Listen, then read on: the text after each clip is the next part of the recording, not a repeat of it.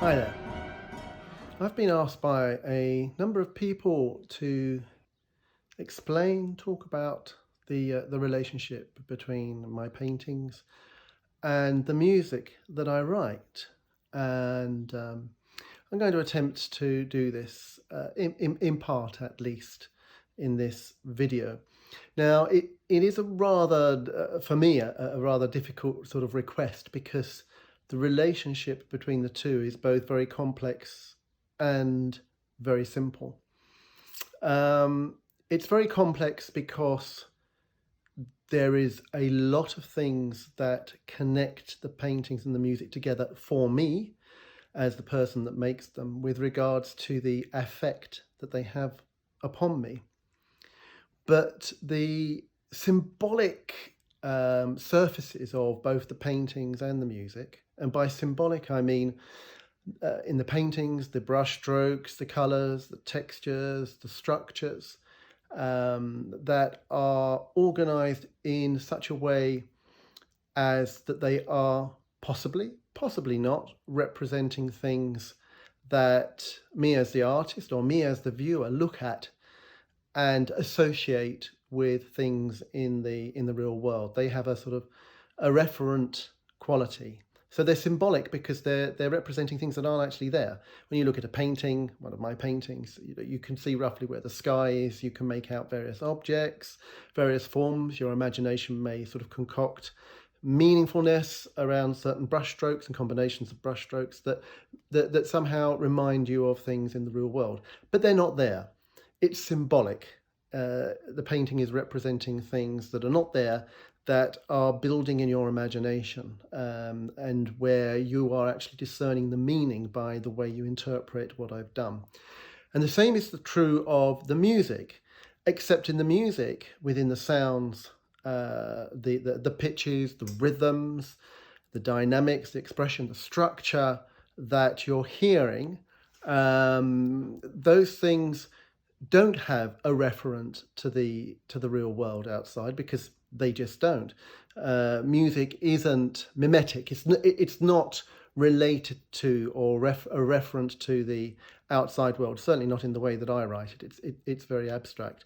But again, in listening to the music, you as the listener will be constructing various meaningfulness, various significances from the sounds that I make. It may stimulate memories, it may trigger visual things, it may do all sorts of sort of stimulatory kinds of things to you through affect. It will make you feel in particular ways, moment by moment. But the important thing here is to say that the language, well, I don't like using the word language, because there isn't a language. There isn't a language of painting, and there isn't a language of music. I'm not using words. I'm not using words as symbols that have common meanings that we generally accept. But the style of these two things and the way they are represented semiotically through symbols manifest as sound, or through symbols manifest as paint and texture and surface. These are both incompatible systems. The symbols that are used in painting are not the symbols that are used in music.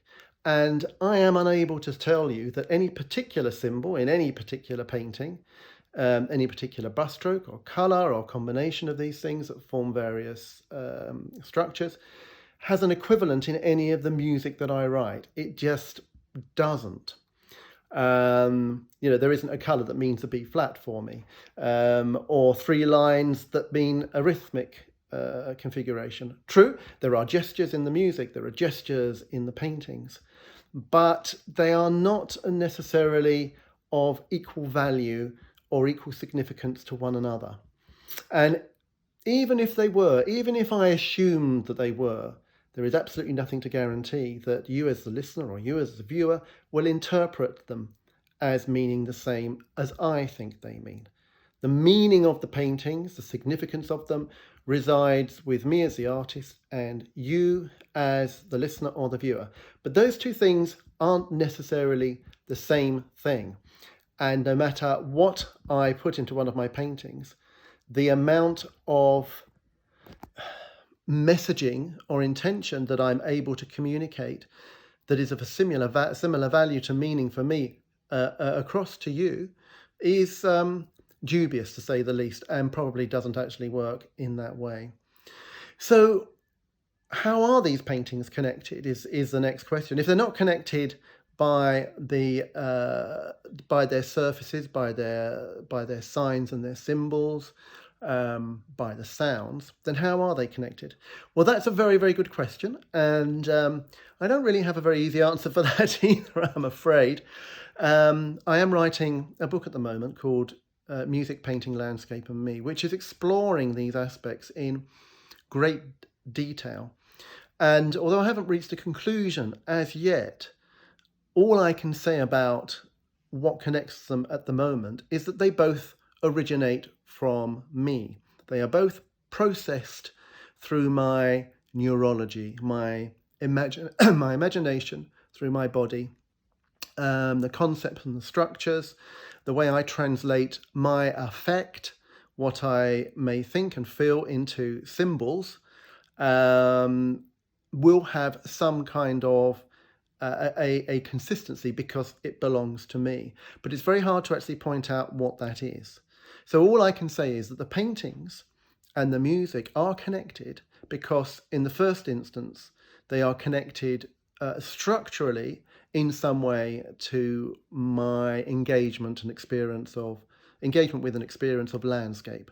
So I consider my paintings to be landscape paintings, and I consider much of my music to be landscape orientated itself. You could even consider the structure of a piece of music as it unfolds across time as being the same as exploring a landscape. It's a metaphor. It's not what's happening, but it's a way you may or may not think about it. But because both of these things originate from my little brain, they must be connected in that regard.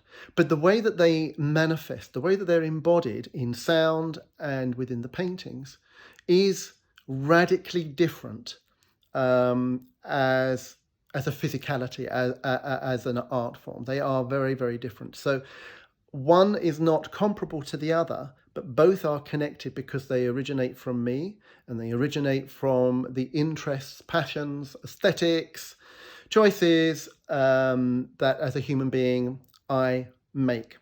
So that is really as far as I can go down that road. I can't give you any sort of nice, neat, romantic sort of analogies and say, oh, well, this painting here, it's about my walk in the Berkshire Downs on a spring day, and I could hear the skylarks and etc., etc., and the sun was on my back. And this piece of music that I've written, oh yes, it's all about walking in the Berkshire Downs and the skylarks and the sun on my back. Well, if I said that, and I could say that, I'm at liberty to say that, it has absolutely no guarantee of translating to anybody else unless I told them that that's what it's about.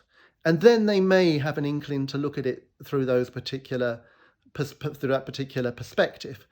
But if I didn't tell them that, there would be nothing intrinsic in the paintings or the music itself that would tell you what it's about. There is nothing there that would tell you what it means other than what you construct yourself. So I'm going to kind of leave it there because I think that's a good introduction to how I think and feel about my work and how I think it transmits to other people. So no easy answers. Connected, yes, but not connected in a blow-by-blow, point-by-point sort of way. Anyway, if you have any other questions you'd like to ask about the relationship between painting and music, anything specific and anything that I haven't covered here, which is probably everything, please do let me know, and I will be very happy to make another video dealing with that point. So I hope that's been slightly enlightening and of some interest. So anyway, in the meantime, take care, be well, Be safe. Bye bye.